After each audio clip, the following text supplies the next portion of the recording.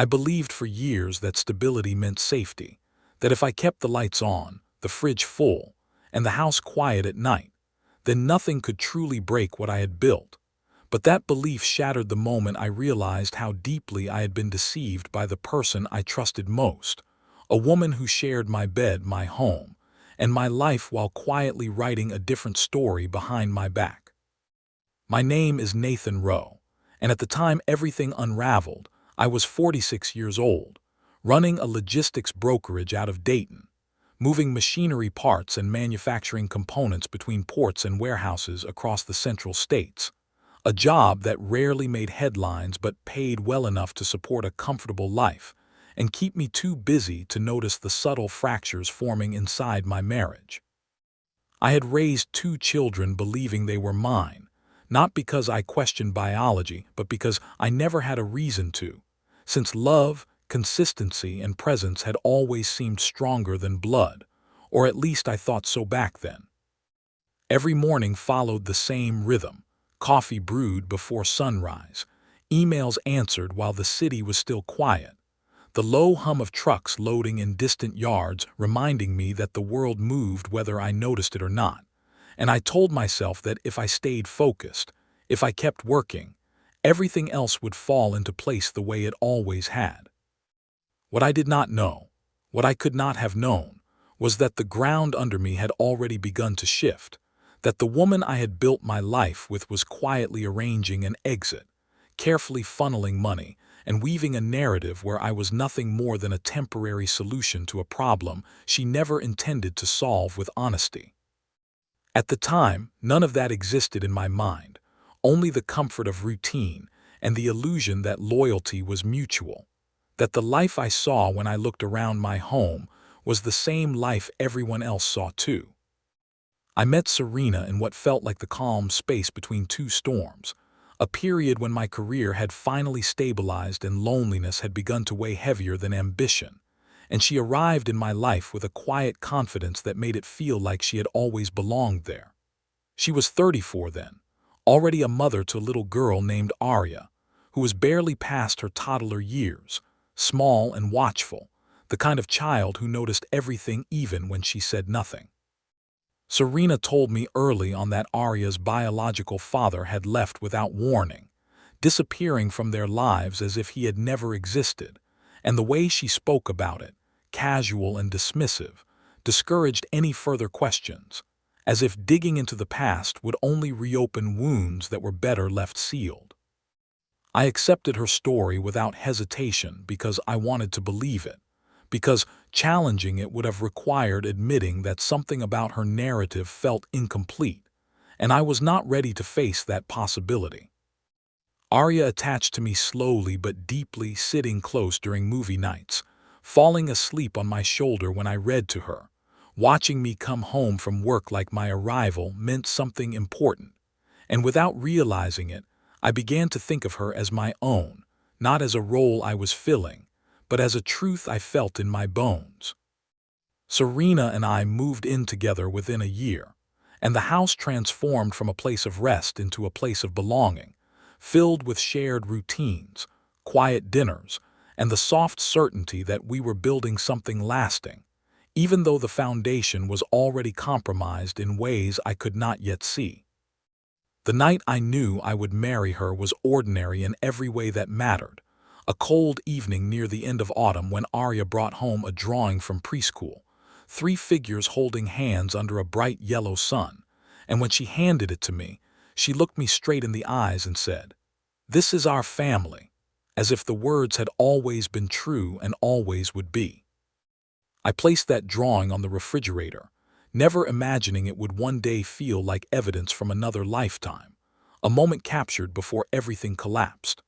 What I did not know then was that the man Serena claimed had vanished had never truly gone anywhere, that he lived less than an hour away and was involved with a motorcycle club that operated on the edges of legality, and that his absence from our lives was not a disappearance but a carefully maintained illusion. Back then, my world was small and complete, consisting of my business, my home, and the people inside it, and I believed that if I remained dependable, if I continued showing up every day, fixing what broke, paying what was owed, and loving the people under my roof, then that would be enough to protect us from whatever chaos existed beyond our walls. I had no way of knowing that someone else was relying on that same steadiness for reasons that had nothing to do with love or loyalty, and everything to do with control. We married the following summer in a modest ceremony attended by a handful of relatives, a few colleagues, and Serena's mother, who cried quietly throughout the vows, holding a single white flower where her husband should have been, a gesture Serena said honored the grief she still carried with her. Arya served as the flower girl, scattering petals with serious focus, as if she were planting something that would grow into something permanent, and when Serena walked toward me, I felt like I had finally arrived at the life I had been working toward for years. Our honeymoon was simple, a secluded cabin near a lake, where we cooked our own meals, laughed more than we had in months, and spoke about the future as if it were a shared destination rather than a fragile agreement. Less than a year later, Serena told me she was pregnant, placing the test on the kitchen counter while I reviewed shipping schedules, and in that moment, everything changed, not because I had doubted wanting a child, but because the idea of expanding our family felt like a promise being fulfilled. We named the baby Lucas, and when he was born, I held him and felt something inside me settle, a sense of purpose that made every sacrifice feel worthwhile. I signed his birth certificate without hesitation, trusting the process, trusting my wife, trusting the life we were building, unaware that trust itself had become the tool being used against me. Years passed in quiet predictability until a high school reunion disrupted the illusion I had been living inside, an event I almost skipped but attended on impulse, arriving alone after Serena claimed she felt unwell. The night was uneventful until a man approached me with a familiarity that felt misplaced, introducing himself as Marcus Hale, someone who said he recognized me even though I could not place him. We spoke casually until Serena arrived unexpectedly, and when her eyes met his, she froze, the color draining from her face before she quickly recovered, denying any connection even as he calmly stated that they had met before. The tension that followed lingered long after we left, a subtle shift in the atmosphere that made me feel as if something unseen had surfaced between us, something I could not yet identify but could no longer ignore. I tried to move past it, throwing myself into work, convincing myself that marriages go through phases, that distance does not always mean betrayal, but the feeling persisted, like a quiet vibration beneath everything I thought I knew.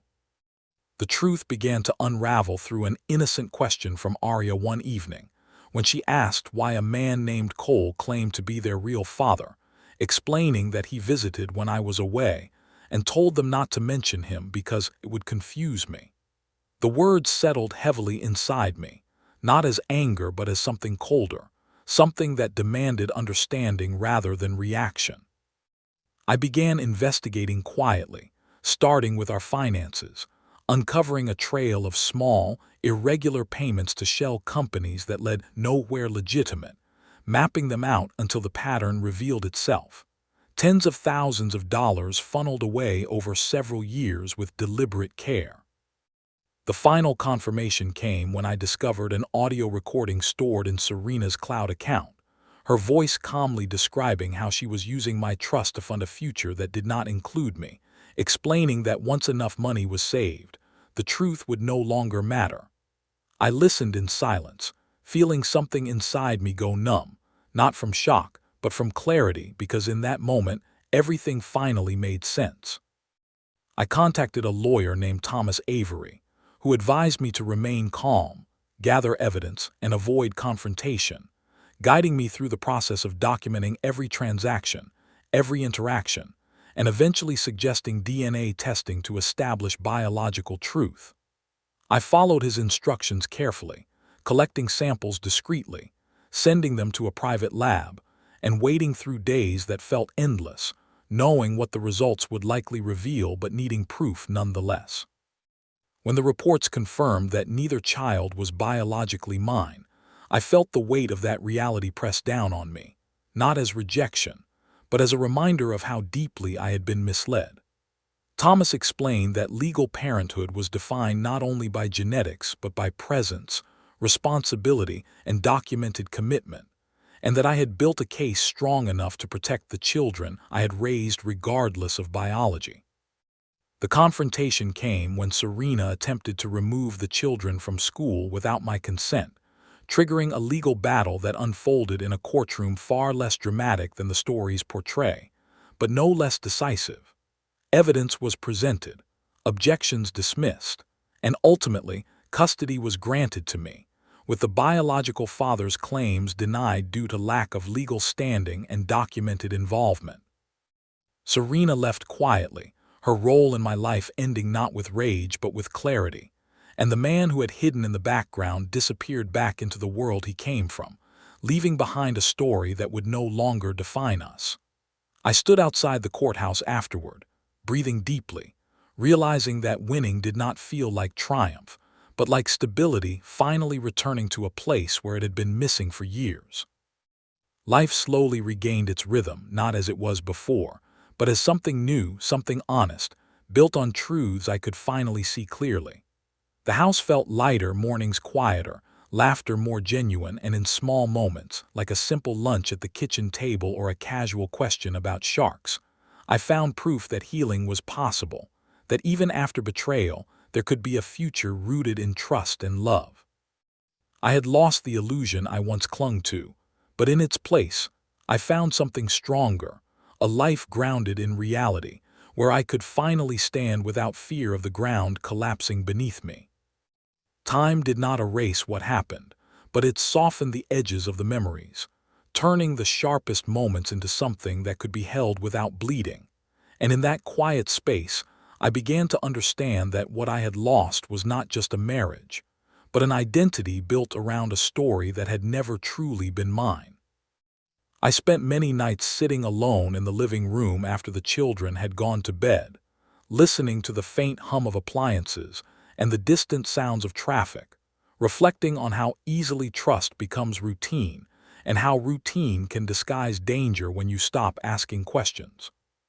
The past replayed itself in fragments rather than scenes. Serena's laughter at the kitchen sink, Arya's small hand reaching for mine, Lucas's first steps across the hardwood floor, all of them now layered with the knowledge that something fundamental had been hidden beneath the surface of those moments. Yet instead of bitterness, I felt a strange gratitude, not for the deception, but for the clarity it had forced upon me. Because once the truth is seen, it cannot be unseen, and with that knowledge comes the freedom to choose a different path forward. I began to rebuild not by replacing what was lost, but by redefining what it meant to be present, choosing intention over habit, and discovering that authenticity, though harder, is infinitely more stable than any illusion. The children adjusted more easily than I expected, not because they understood everything, but because consistency returned to their world, and children thrive when they know where they stand, even if the truth is complicated. I focused on creating a home that felt safe rather than perfect, one where questions were allowed and honesty was never punished, where mistakes were treated as opportunities to learn rather than reasons to hide. Arya grew more expressive, finding her voice in subtle ways, leaving handwritten notes on the fridge, sharing stories about school, and occasionally asking quiet questions about the past that I answered with care, offering truth without burdening her with details she did not need to carry. Lucas, still young, responded with simple joy, his world defined by routine, laughter, and the small rituals that made him feel secure. And watching him thrive reminded me that healing is not a single event but a series of small choices made every day. Work became less of an escape and more of a tool, a way to provide stability without sacrificing connection, and I restructured my schedule to allow more time at home, understanding that success measured only in profit is empty if it costs you the people who matter most. I began taking the children on weekend trips, short drives to parks and lakes, places where we could walk without destination and talk without urgency, building memories not to replace the old ones but to create new foundations that were honest and ours alone. In those moments, I saw how resilience grows quietly, not through dramatic gestures but through patience, presence, and the willingness to start again without bitterness, and I realized that the future was no longer something to fear, but something to shape deliberately. Occasionally, reminders of the past surfaced in unexpected ways. A familiar song on the radio, a street we used to drive together, a restaurant where we once celebrated an anniversary. And while those moments still carried weight, they no longer defined me. Instead, they served as markers of growth, evidence of how far I had come from the man who believed stability meant safety, to someone who understood that safety is built through transparency, boundaries, and courage. I learned to trust again, not blindly but thoughtfully, recognizing that trust is not the absence of doubt, but the willingness to communicate through it. As the seasons changed, so did my perspective, and I began to see that the story I once believed was not wasted, even though it was built on deception, because it taught me how deeply I could love, how fiercely I could protect, and how strong I could become when forced to confront the truth. The pain did not disappear, but it transformed into something useful, a reminder of what I deserved and what I would never accept again, guiding my choices with quiet authority. Friends noticed the difference in me, a calm confidence replacing the guarded tension I once carried, and they remarked on how I seemed lighter, more grounded, as if I had finally stepped into my own life rather than living inside someone else's design. I smiled when they said it, knowing that the transformation was not sudden, but gradual, built through countless moments of choosing honesty over comfort, clarity over denial, and courage over fear. The house that once felt heavy now felt open, filled with laughter that came easily, not forced, and conversations that flowed without hidden agendas. We celebrated small victories, school achievements, shared meals, and quiet evenings, finding joy not in perfection but in authenticity, learning that a life rebuilt on truth, though scarred, is far more beautiful than one constructed on illusion. In time, I forgave Serena, not because she deserved it, but because carrying anger would have kept me tied to a story that no longer defined me, and releasing it allowed me to move forward without resentment. Forgiveness did not mean forgetting, but choosing not to let the past dictate the future, freeing me to focus on what remained rather than what was lost. I began to understand that identity is not fixed, that who we are evolves through experience, and that sometimes the most painful chapters serve as the foundation for the strongest versions of ourselves. The man I became through this journey was not the one I expected, but he was honest, resilient, and deeply present, and that, I realized, was enough. Looking back now, I no longer see betrayal as the end of my story, but as the turning point that led me toward a life built on truth, connection, and purpose. The road ahead remains uncertain, but it is mine to walk, guided by lessons learned and hope renewed, and for the first time in years, I face the future not with fear, but with quiet confidence and a heart finally at peace.